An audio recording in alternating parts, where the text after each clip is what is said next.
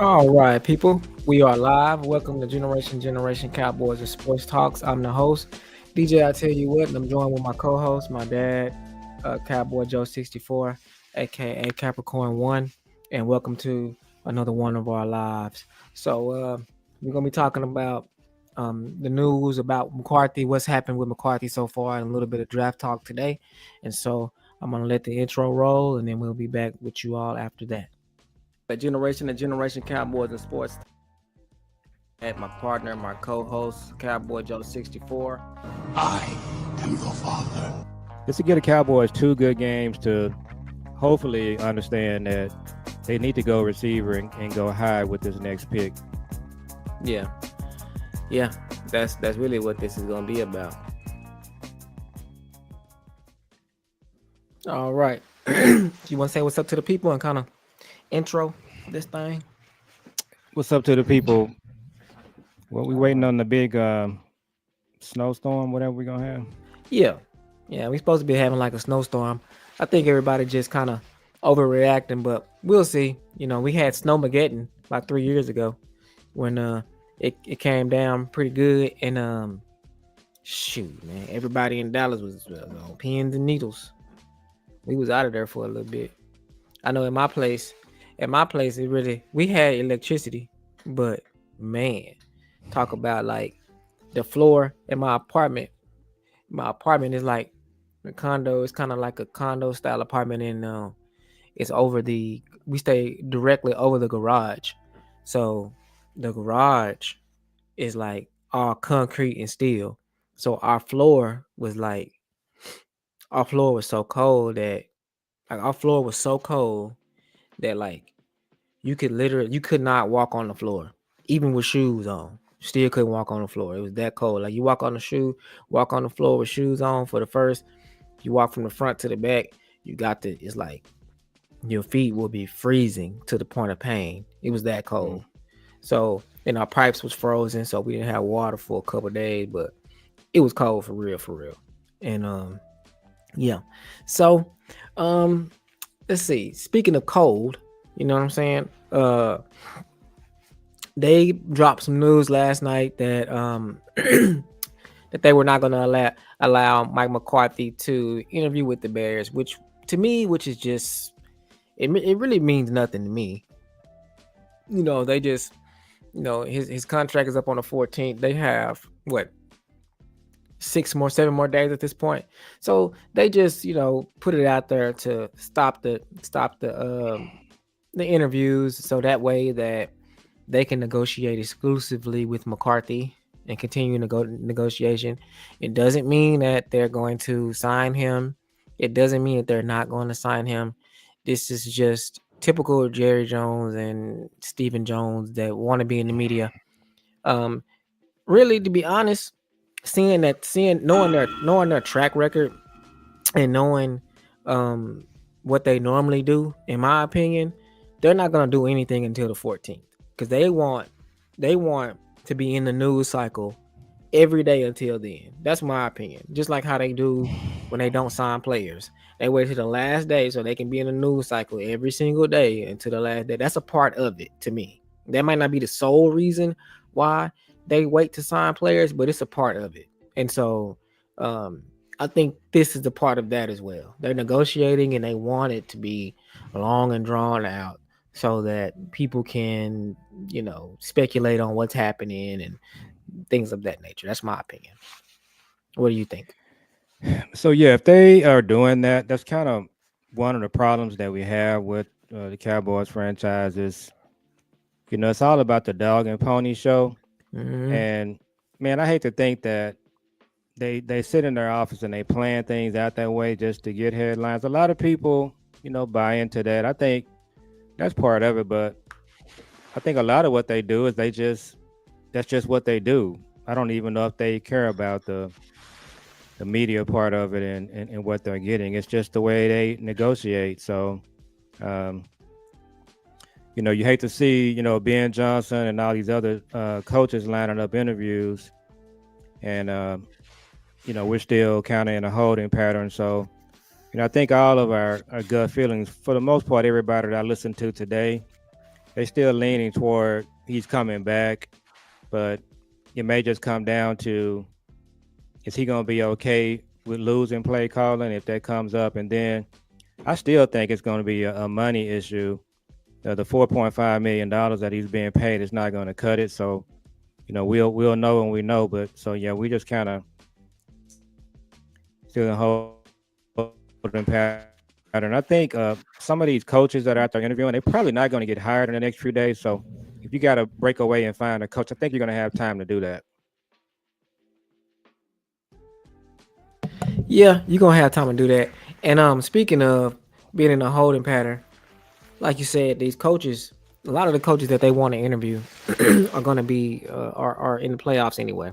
So this means nothing. They gotta wait till they get out. Be looking for the Eagles exit because when the Eagles exit, Kellen's gonna be in here, and then um you know and then also you know the jig is up with Jerry and not paying these coaches and not and being cheap. You see, um, you think that Jerry runs the organization and he runs the team. He doesn't really run anything. He's kind of like the president. Like the president, people think the president makes all the decisions, but it's really the Congress and the Senate, and the president just has the last say so. So uh, it's just like that's the same thing with Jerry.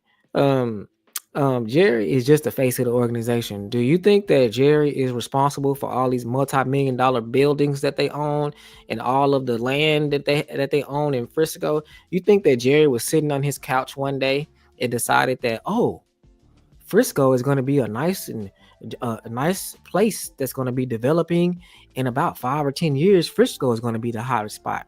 He definitely was not. He definitely had teams of people, of marketing and investors that told him, "Hey, this is the spot that's going to be jumping in 10 years." Just like when he got the stadium built in Arlington. You think that Jerry was just scouring the Metroplex in his helicopter and decided to put that stadium right there in Arlington? It's not what happened. He had people that were telling him this is where the stadium needs to go and this is how it goes. What Jerry did, what he did was decided that he wanted to face the stadium towards the sun. He did stuff like that. So it's just like, you know, Jerry's not. It's just like Jerry, he decided that he wanted to give up a fourth round pick for Mingo and Trey Lance. That's what he did. So we don't, Jerry's not just running the show. So you really got to worry about Steven and Will McClay and who was all doing the interviews. I think Jerry does have a say so in the interview process, but you know, we've yet to see what's going on, and we're going to find out soon. Yeah, so we're gonna find out at some point when all of this is over, you know, who was behind the scenes, pulling all of the strings. I think you're right. In some of these things, Jerry is kind of like at the, he's the mascot phase, but every now and then he will just kind of make a move and show people out at the start that he still is, kicking and he's in charge. So But I I said do. I like to say that. I didn't mean to interrupt you real quick, but Mm, I forgot my main point. My main point when saying that was the thing that he does have a say so in is how much these coaches are getting paid because the coaches are not a part of the salary cap. yeah. So when he has to pay a coaches or when this franchise has to pay a coach has to pay a coach, that's really coming out of their pocket. That's really coming out of their pocket. So that goes to show you right there what type of businessman you're dealing with. Continue. So yeah, I do think you're right, and his reputation, he over the years since he's on the team, he's never really thought that coaches were a big part of the success of the organization. Now he's only done it twice. When he hired Jimmy, he knew what he had to do to kind of get the franchise going, put it back on track, um, to start winning. So he was really focused on winning. So at that particular time, the number one coach that was out there was Jimmy. So he got that one right. And then you touched on it earlier when he had to build a stadium in Arlington. he was behind the 8 ball with that project. So he knew that a lot of the legacy sports writers in town, they were, giving him a hard time. Pretty much what's happening now, it was happening then. So once again, he made the smart move. He brought in Bill Parcells to bring some legitimacy back to the organization. So the thing that people got to understand about Jerry is that he's done the right thing a couple of times in the last 30 plus years. So you got to hope that he does the same thing this time. It's bringing McCarthy back. The right move. We may have to just be okay with that, because I think a more dangerous move would be, you blow this deal up and you end up with Kellen. When you do that, you got you're kind of at the crossroads. You're either going to do something to kind of keep everything going and bring some stability, or you got the possibility of doing the same thing you did when you hired Wade Phillips and Jason Garrett, and that's hiring Kellen. So I think it's a really dangerous time for Cowboy fans. So, you know, McCarthy being the coach for the next year, that might just be the compromise move, and it'll bring some stability. Not what we want, but the other option is a whole lot worse. I've been wrestling with this point. I've been really, really wrestling with this, and you know, I really been wrestling with this. I really don't. I really haven't been on a. I've been so anti Kellen Moore this whole time, but I've been wrestling for the last few days. Like, man, I think I think Kellen might be. I think Kellen offense might be better than Mike McCarthy's offense. Now, that's just what I'm leaning to. Now, Kellen and his situational is bad, but Mike McCarthy's situational is just as bad. And we know for every year they always hit a switch. Last year, we were like, okay, they were doing bad when Dak was playing, and then they went through the bye, and then after that they kind of hit a switch, and toward the end of the year they kind of hit a switch, and they kind of was just, they kind of started doing great, doing better during the end of the year when we didn't even have nothing to play for. The year before that they were doing bad, and then we went to the 49ers game, and after that they hit a switch. They turned into all pro Dak. They turned to all pro CD. It was great. But the year before that, they were just the number one scoring offense in the league, and it wasn't no switch or none of that. But that is fool's gold, and it means absolutely nothing if you get to the playoffs and you're not outsmarted. When you get outsmarted and now coached by the opposing defense. So that's where I'm wrestling. It's kind of like what we need Kellen to have a good offense, and Mike McCarthy to have a good offense throughout the whole entire year. And we need them to have learned from their mistakes when they get to the playoffs, to be able to beat, or be able to have that sauce or whatever that nuance is, to be able to beat Spagnulus and the Vic Fangios and the other coordinators that are in the game that are constantly outsmarting them when it comes to these big games. So if they can learn that, either one of them can learn that and do that, then I'm fine with either one of them. Because with Kellen, you got a young guy, that when he has to, he doesn't command the room, but when you put him in front of the crowd like that, and people are like going at his neck and telling him this and telling him that, he gonna pay attention to what people are saying. He not gonna just be like Mike McCarthy. Just to me, Mike McCarthy kind of stonewall us. It's like he just be like, whatever. But with Kellen, I think what you will have is like Kellen, everyone in all of the fans are saying that you're not running the ball. Why are you not running the ball? And Kellen to come up with some kind of crazy excuse, but then the next week he probably gonna run the ball. Or they'll say, Kellen, CD didn't get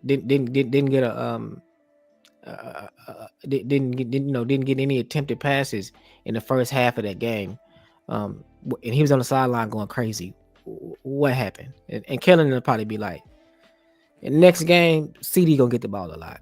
That's kind of what I see happening, as far as like, and then also it won't be starting over, because Dak and Kellen and Nussmeier, they have a good relationship, and Dak will be really pretty much running the team.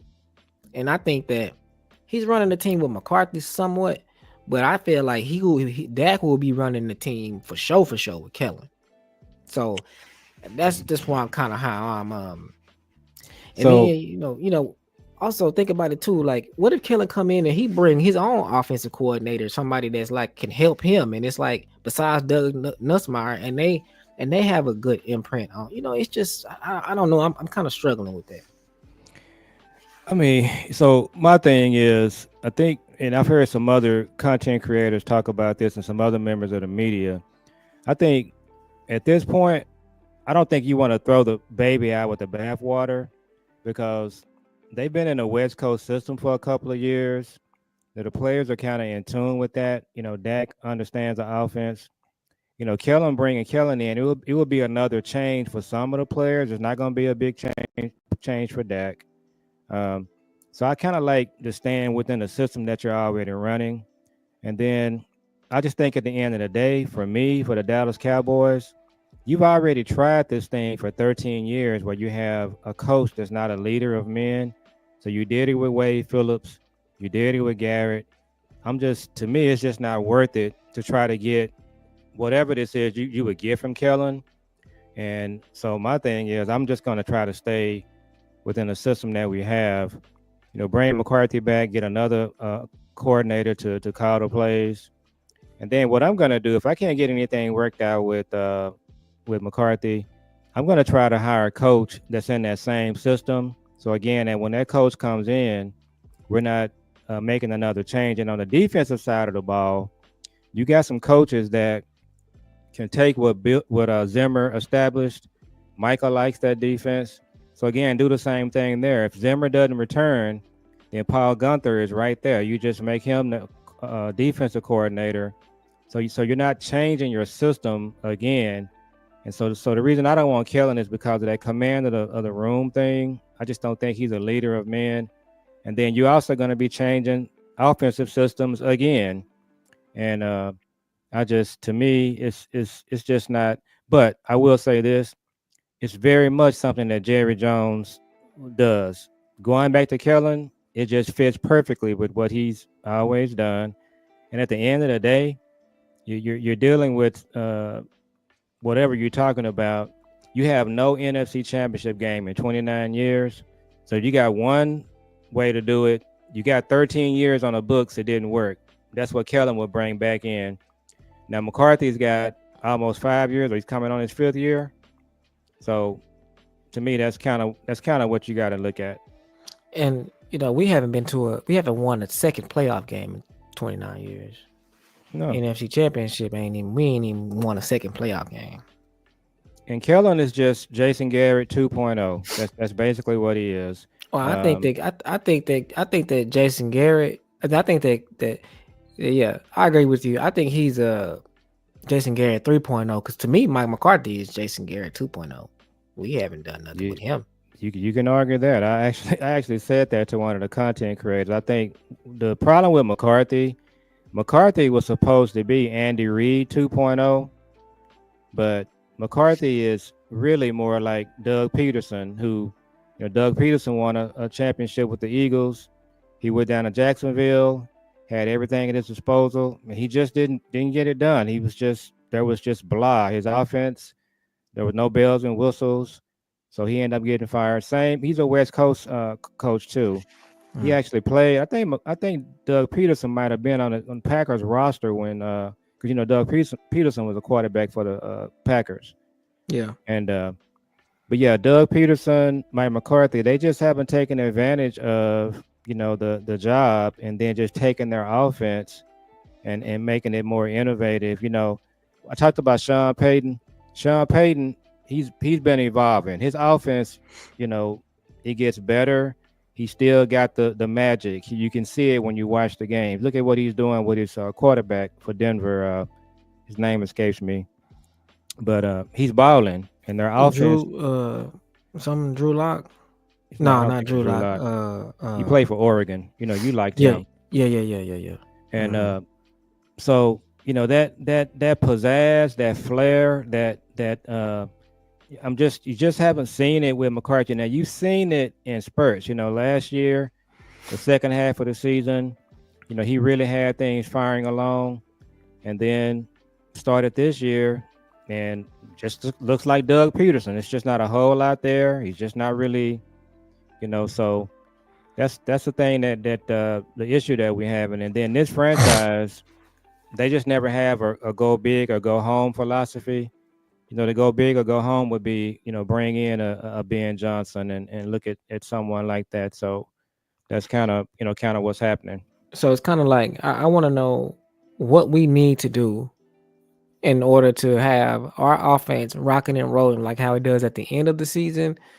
What do we need to do to have it like that from beginning to end? So let's talk about that. I'm glad you asked. I want to go back and ask you something.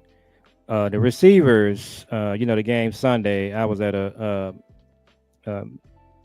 Founders Day event. Kind of really missed most of the game, but what did the receivers look like? So give me your evaluation of Mingo, Flanoy, Tober. What did they do Saturday? Do you have what? I don't even see the stats from the game. So what did they actually have as far as catches? Did anybody do anything? What did Mingo do? The only person that did something was Tolbert, but let me look up the stats. So what did Mingo look like just watching the game? Dude, that's a far cry. It's over. They messed it up. So what Yeah. about the separation? Did he have any catches? Did they even try to get him the ball? They did. He had 2 receptions, 2 targets for 24 yards. It's Mingo. He had Tolbert had what?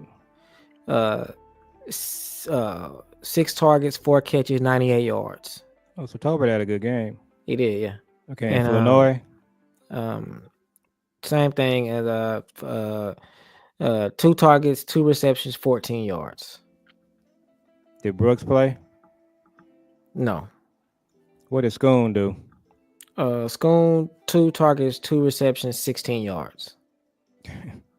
They didn't do anything. So, to answer your question, this is what everybody is talking about, all the content creators, and you got people on both sides. You still got people saying that we should draft a offensive lineman, we should draft a corner, we should draft the edge. So you got that faction on the content creator side. Yeah, because I seen one today that I gotta have. Then you got another faction. It's all about weapons. You got HTM. Shout out to him. Yeah. Landlord, CFT. Mm-hmm. We're on we got a weapon up side of this thing. Right. And so to answer your question, how you turn this thing around, and you can do it with Mike McCarthy, is you got a weapon up, because what the Cowboys do, whenever they draft players, they tend to lean on the coaches to play those players. So think about it this way. If you take a running back or a receiver with your first and second round pick, Cowboys they're gonna make use of that player. Now, I'm on the side of the argument. I don't think our number 2 and number 3 receiver is on the roster. That's why I just asked you what happened Sunday. Now, our fourth receiver is on the roster, and that's Tolbert. He's always been a 4. He's going to be a 4. He's going to do 4 things. Now, he can occasionally give you some 2 and 3 numbers, like he did against Pittsburgh, because he had to. Right. But our second and third receiver is not on this team, so we got to weapon this team up, because I don't know if you looked at the schedule we got coming up. Have you seen our schedule for next year? Yeah. Who we play? Mm-hmm. We looking, if we don't do something from a weapon standpoint, if you come back into this season with Tolbert, Mingo, Flanoy as your second and third and fourth receiver, you're looking at 6 and 11. Mm-hmm. Yeah, when I seen the weapon, when I seen who we have next year to play, I really was in my head, like, how we do it every year where we say, okay, this is a legitimate win. This is a legitimate win. I really was not having, I was like, I don't know.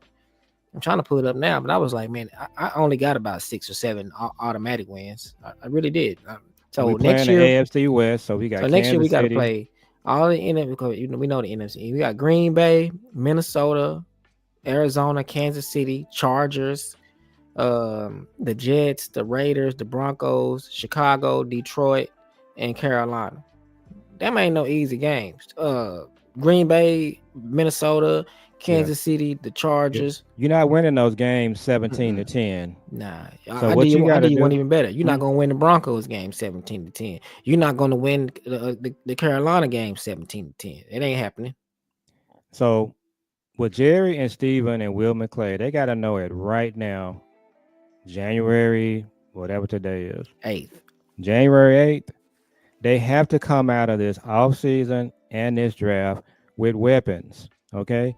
You got to upgrade your receiver room. Our receiver room right now is the same way that our safety room was a few years back. It's the same way that our linebacker room was a few years back. Your number 2 and number 3 receiver is not on this team. I would love to have Ibuka or Burden as my number 2. My Yeah. number 3, I don't even know how we're gonna do that. But Free I've seen, agency. Free agency. yeah. And so, but the problem that we have is McClay and Steven, they got McDonald's at home. They think Mingo, Flanoy, and Tolbert are your second, third, and fourth receivers. You're just asking to get your rear end shot off if you think that's the case. I don't know what their problem is, but they really think that in their mind that Mingo is good. No, they can't think that in their mind. I They think they do. just they're trolling. Well, we're gonna find out because it's all the great thing about this. The rubber is gonna meet the road. We're gonna find out what they think about these receivers when free agency hits and the night of that draft because they knew in the last 2 drafts they needed running backs, but every round they came up, and I was talking to you during the draft. I was down in Shreveport. Every round we knew we needed a running back in some kind of way. In every round, they skipped over the running back position. And they say, well, we were trying. And, you know, so look, this coming up draft, folks, if you go round to round and you're not taking a receiver and a running back, especially those first 3 picks, you got major problems.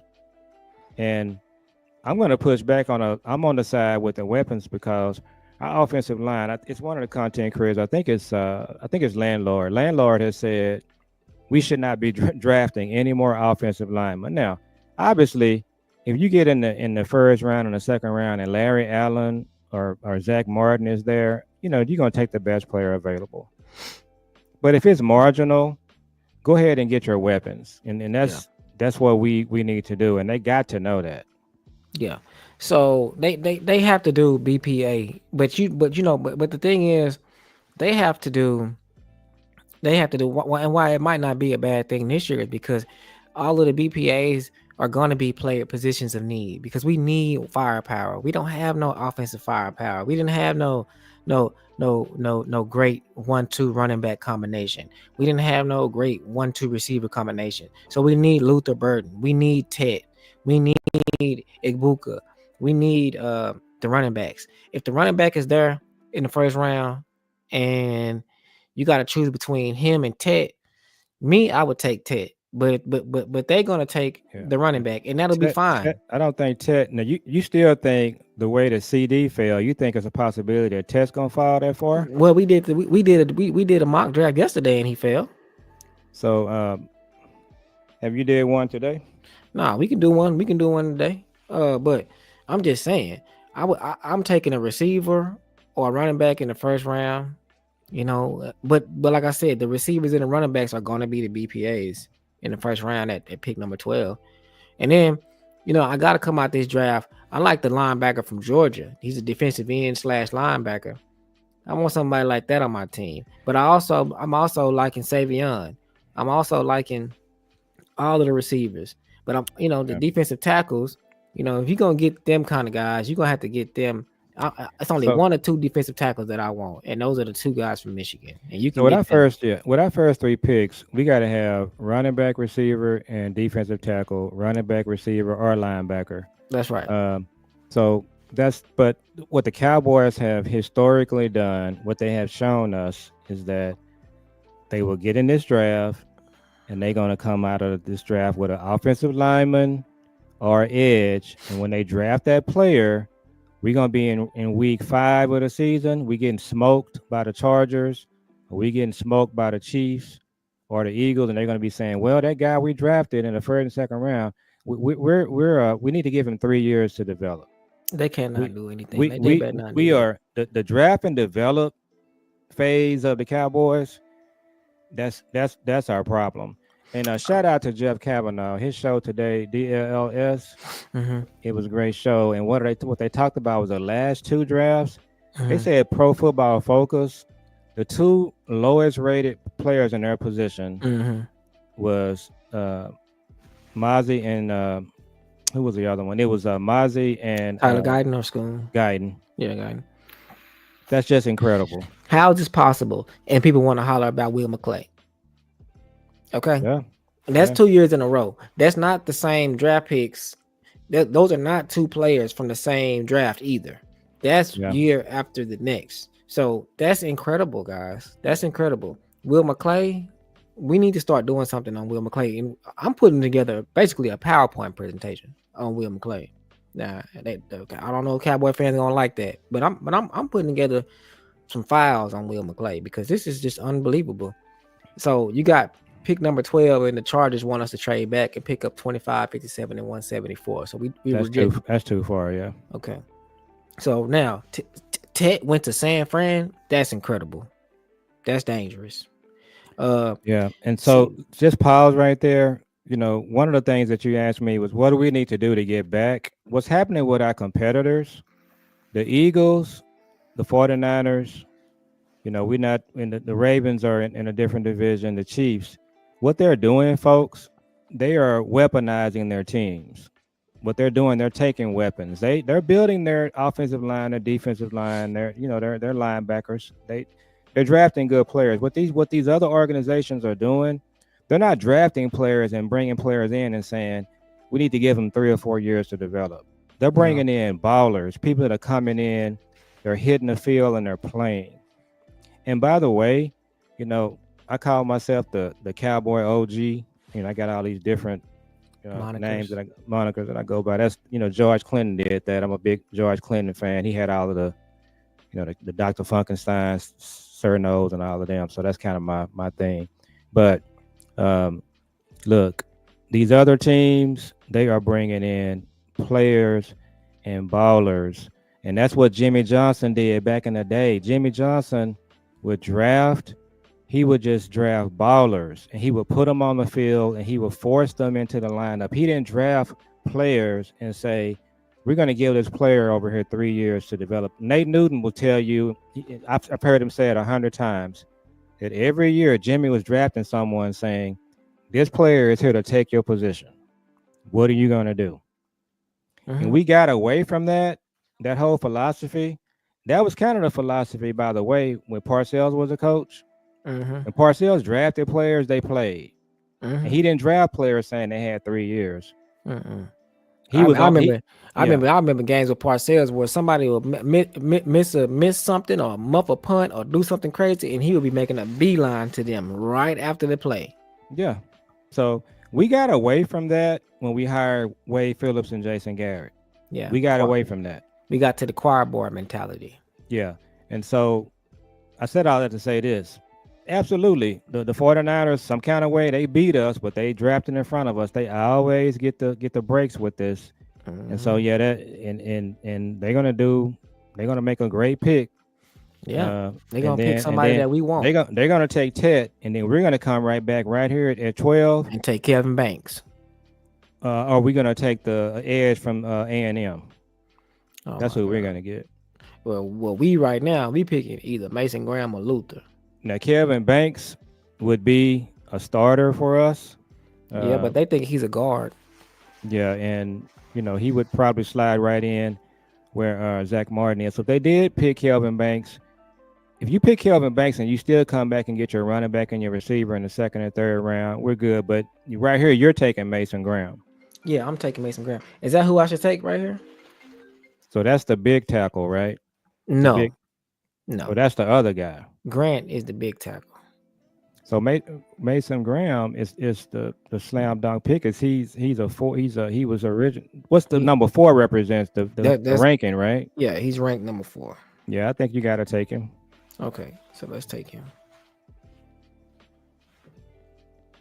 Because Mason Graham he could end up being. Now they want us to trade back 7 picks from 44 to 51 to get, and then pick up number 87. So who's available? Or can Uh, you do that while you look at this, or you have yeah, to just decide whether you're gonna take it or not? no, you can look at it right now. You can see Jahai Campbell, um, Caleb Johnson, a running back from Iowa. And you go into 51. Yeah. Well, Isaiah Isaiah Bond. Bond is there. He'll still be there if we pick. I mean, if we trade back. Ohio State running back is there. Okay, so let's go ahead and do this trade.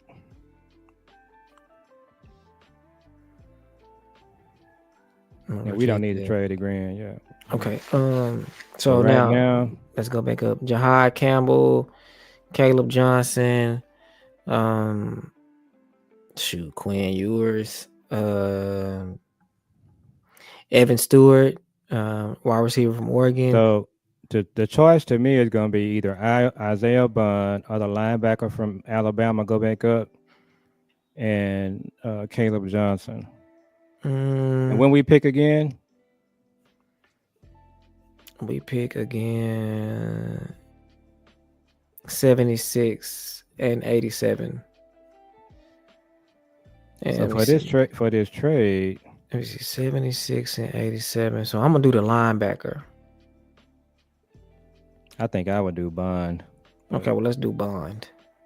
You got to get a receiver, and your pickings probably get. Now, is Savion Williams gone? Do we know? No, he gonna be on there still. Savion is gonna be on there. He is way down the list. Okay, so let's do the linebacker. Okay. Even though I probably would take I would. You wanna do the linebacker? Yeah, you're going defense. So we gonna miss out on. See, this problem that what they're gonna have because of the way they've done this. You really need a running back and a receiver. So, I was looking at free agents and today, and I was like, because something is going to get missed. So, free agents, running backs, there isn't really any. And we don't have a fourth, so this is a problem. Right. So I think right here I'm gonna take Caleb Johnson, the Iowa running back. Okay. Yeah, I'm gonna take him too. I'm gonna take him, and then because us in our mind, we can go back and we can get Savion like right now if we want to, but we gotta. What else we need? We got who we get last? Okay, let me just go back up and see who we got. We got Mason Graham, our defensive tackle. We got a running back. Our running back. Now we need our receiver and we need our linebacker. So we need a receiver and a linebacker. So right now, the Oklahoma Danny Stutzman, I don't know who that is. I haven't really seen him. He is the linebacker. Now Georgia's linebacker, I would imagine, is gone. Let me see. Yeah, he gone. These are linebackers. And Deontay Lawson is still there, but we right at this point we're trying to get a receiver. Yeah, so we don't have a fourth. Yeah, so I'm going Savion if that's the case. Yeah, we got to get Savion right here. And yeah, so I mean, and he's rated. He's way down there too. Yeah. I don't think he's gonna be down that far. Me neither. Not especially not after the combine. Yeah, so I would go ahead and doing this. It would be a reach, but we just taking him. Yeah, and you don't have a fourth, so you can really. We picked up a fourth. Remember, we picked up a fourth. Yeah, we picked up 87, and let me see. Oh, we don't have. I was thinking that we didn't have a fourth. No, we don't have a fourth. We picked up number 87, so we got one more pick. We got a number. We got another. We picked up another third round pick right now. Number 87. Oh, okay. So we could have waited on Savion. Yeah, we could have. Okay, now is the linebacker. Who's your linebacker? Well, let's look and see who's available. What are they? The number one rated, the highest rated linebacker is Danny Stutzman. He was there last. He's an edge. He's a linebacker. The number one rated player is Danny Dennis Sutton, and he's an edge. But the linebacker from Oklahoma, Danny Stutzman, is the highest rated linebacker. I think that running back I said it looked like DeMarco Murray was Ali Gordon. He was right there, but we got it back. So Mm-hmm. looking at this list, We have to go with the linebacker. 'cause we got our running back, we got our receiver. Mm-hmm. We got our Yeah, running back. What we got Savion and we got the running back from Iowa. yeah, I'm taking a linebacker right here. So it'll be the Danny Stutzman is the highest rated linebacker. Let's just look at these linebackers and see do any of them do we know any of them off the top of our head? Let's see. Danny Stutzman, Lander Barton, Jay Sean Barham, uh, Jamon Dumas Johnson. None of these linebackers. Yeah, Even the I one would that, just take the highest rated linebacker right here.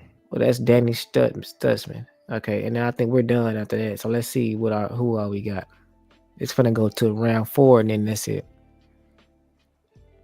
All right, so these are our picks. We got Mason Graham, Caleb Johnson, Iowa running back, Savion Williams, wide receiver TCU, and Danny Stutzman, linebacker Oklahoma. If they came out with this, Yeah, um, that'll be a hell of a draft. And the hell thing of about each one of these guys, they're gonna play.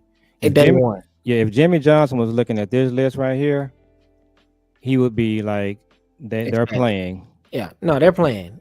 And Caleb Johnson is starting automatically. Mason Graham is starting automatically. Savion is your number 2 immediately, and Danny Stutzman is going to be starting automatically. He's going to be swapping time with Kendricks. I'm out with Leofile because Leofile is rated low too. He wasn't rated high on that well, list.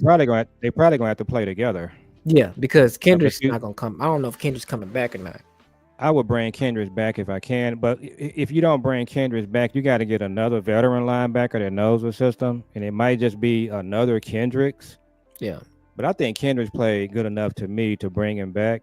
But what I was gonna say with this draft right here, okay, you still need a third receiver, and Mm-hmm. I don't know if you're gonna go with another rookie as your third receiver. Probably not at this point. So you got to find a veteran. If Juju is free, Juju Smith-Schuster, somebody like that. See, that's the Mm-hmm. other thing that Kansas City does. Kansas City, they bring in that veteran that knows the game, that knows what they're doing. You Mm-hmm. know, that's what you got to do. And the Cowboys have gotten away from that. So my third receiver is going to be a veteran that knows the ropes, that can come in and play. And a lot of people are down on Brandon Cooks. You know, if I got out there and I couldn't find somebody better, I would look at bringing Brandon Cooks back as your third receiver. I wouldn't hate it. Yeah. But if you can find somebody like a Juju Smith-Schuster, somebody like that as your third receiver, you're cooking. Yeah, you're cooking, especially if you got CD, Savion, and that person Juju or Yeah, whoever. Yeah, you're yeah, cooking, and you got all these other. Yeah, man. Yeah, and then think about it. People like Jerry Judy was out on the market floating around last year, so you know, yeah. and so they surprisingly did better. I think Amari Cooper gonna be free, if I'm not mistaken. We definitely got to check into it because he would be a great number 3 receiver. If your receiving core was CD, Mari Cooper, Savion Williams, and if Tolbert is your fourth receiver, Dak is very comfortable with Tolbert. I ain't got no problem with that. Okay, Oh no, Topper gonna be. Let's see. but don't come in here with you trying to make Mingo and Flanoy.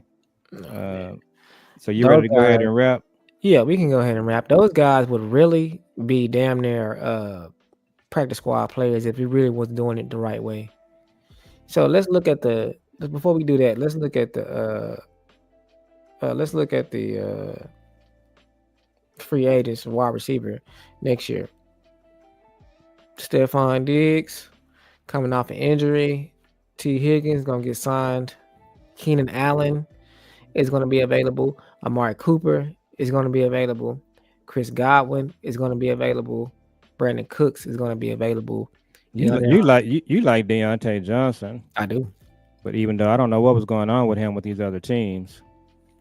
I don't know. He's a head case. He's one of them type of receivers where you gotta have a strong coach to deal with Yeah, him. and that goes back to the coach. You got to when you bring Kellen in, you also got to look at the kind of players you're bringing in because Kellen is not going to mix with some of these guys. Now, Mike Nah, McCarthy is a veteran. he can handle that, but He knows how to work with these kind of players. But Zeke would that's have been it. Zeke would have been cut if he was at the Mike McCarthy.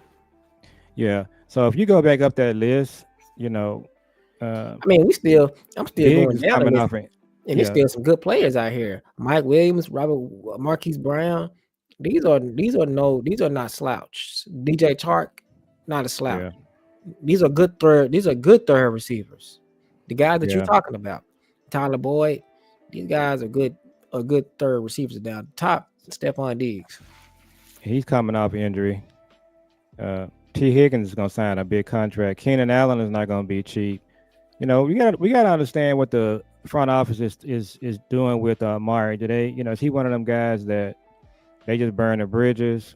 You know, Because he told me, I mean, not told me, but he told the the press before that he liked playing with CD and Dak, and he missed those guys and stuff like that. yeah. So that's just going to come down to Steven and Jerry. Because that would be a perfect pickup in my opinion. Yeah, and Keenan Allen is a baller. You know, I don't know how much some of this is going to come down to what these guys want to get paid. I mean, you think that if we had Amari Cooper, CeeDee Lamb, and Savion Williams, we probably would have, if not the best, one of them. Yeah, and a lot of people are talking about what can Jerry do to kind of put some shine back on the franchise, put some shine back on his reputation. There's some moves that they can make to do that, and they'll be really easy moves. But man, I don't know. It's just kind of like you just wonder sometimes that you dealing with somebody that they just ain't even all there. You know what's going on with the brain cells with some of this stuff. Right. It's like, are y'all really trying to win, or because some of this stuff it doesn't make any sense, and it's like a third grader would see that it doesn't make sense. But Yeah. like for running back, prime example, with this So amount, pull up the free agent running backs because that's what this is. oh, And these that's are the running backs. Okay. and that's what I was going to say. So look at this list. This list is horrible. So what that means is that you have to draft a running back, and that means that you have to re-sign Rico Dowdle. Because look at this list. Aaron Jones is the best player on this list. He's the best, and you got Najee Harris next. These I don't other even know who players, Jeff Wilson that's is. what I'm saying. I was just going to say that we don't even know who the rest of these players are. AJ Dillon and Nick Chubb. We know what's up with them.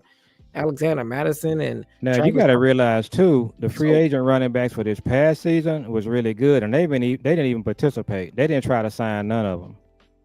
look at this. Let's look at this. This is for last year. Look at all them. Look at those backs. This DeAndre Swift was good back, man. this is crazy. Devin Singletary, Derrick Henry, Austin Eckler. This is wow. This is wow. Yeah, And look, Aaron Jones was number 11 on the list last year, they didn't even get involved in this list. and he's number 1 on the list next year. So that lets you know right there, this list is not a good list. And so Yeah, again, Aaron Jones is the best, and after that, I don't even know who these guys are. AJ Dillon, Nick Chubb had that devastating injury. he I don't came even know back and then some of got these hurt. guys. I don't know some of these guys are. So that means that they have to draft a running back and they have to sign Rico Dowdle. You have to do both of those things. Yeah, so if we end up with a fourth, or we end up now we got 3 5s. They need to take some of those 5s and try to move up, or you're gonna have to take. You're probably gonna have 2 rookie running backs on the roster from this draft. Yeah, and you're gonna have to, and you might gonna have 2 rookie receivers too. Yeah, so they gotta reload the running back room and the wide receiver room. That should be their focus. But Stephen Jones and Will McClay, they probably are already trying to figure out how to go in there and draft the edge and draft the old lineman, and they're gonna come back and tell the fans, well, we were trying to get a running back, we were trying to get a receiver, we just couldn't do it. Just wasn't there. Yeah, and then you got the Chargers coming in, you got the Packers and the Vikings coming in. They getting off the bus. Their intention is to put 45 points on the board coming off the bus. Coming off, smoking hot. And you over here with Mingo and Deuce and Flournoy Schoonmaker. and Schoon. You trying to put up 20 thinking that you can win. You're trying to win 17-10. No. No, I do one better. What you trying to do is you trying to kick 65-yard field goals. Yeah, yeah, So, exactly. And uh, then what's gonna happen is everybody's gonna throw Dak under the bus. He's mhm, not good. He's old, but mhm. look at what he's playing with. And then also, like I said, you say, "Oh yeah." Before we wrap, I wanted to know what you thought about this comment that somebody made to Jane Slater uh, when she said, uh, "It says anonymous Cowboys player." Uh, this is what the quote is. It says, "I only think." This is from an anonymous player stopped long enough on his way out to offer some nuggets of wisdom to NFL insider Jane Slater. I only think it's fair if he gets one more shot, but more on his terms from the standpoint of really being able to run it how he wants. Whoever else you go with, there's going to be an unknown, but he did build something pretty good over the last 5 years with one hand behind his back because it's not easy being a head coach here, but it's worth it because it's the number one brand in sports.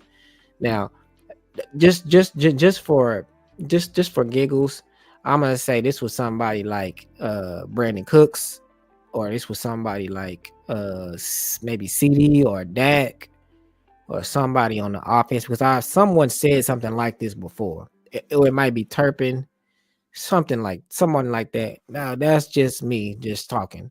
But what do you think about this right here? Because what you said that made me think about this was um, they're gonna try to blame it on Dak, which they always do. When we down 20-21 to nothing, and Green Bay is scoring on every single possession, but they try to blame it on Dak when Dak has to go out and throw the ball nonstop because you know that sometimes the offense has to get in the rhythm, just like every other team. Like when Patrick Mahomes does it, but his defense keeps him in the game. But our defense didn't keep us in the game, and they blame it on that. Anyways, my whole thing with that is just like, okay, Mike McCarthy is a good coach, but what has he been given to work with? Jerry just the last. Now we know Mike McCarthy has his own flaws. We get that. He's not a good play caller. He doesn't manage the clock well. He doesn't do that. But he also didn't have any free agents. He also lost Tony Pollard and Tyron Smith, and he also lost Stephon Gilmore, and he also lost his whole defense got injured, and he also lost he lost 2 first round picks because Mozzie is rated the lowest, and so is Tyler Guyton. So Schoonmaker is not a good player that he picked. So McCarthy doesn't really have that much to work with. McCarthy would do much better somewhere else if he had more to work with. So if it's a better product, it's a better coach, it's a better quarterback. If it's a better product, but when it's messed up from the top down, then I mean, you gotta, Well, So, what you're saying right there, that's probably the negotiation that they're having right now as we speak, yeah. along with the money and the direction the franchise is going.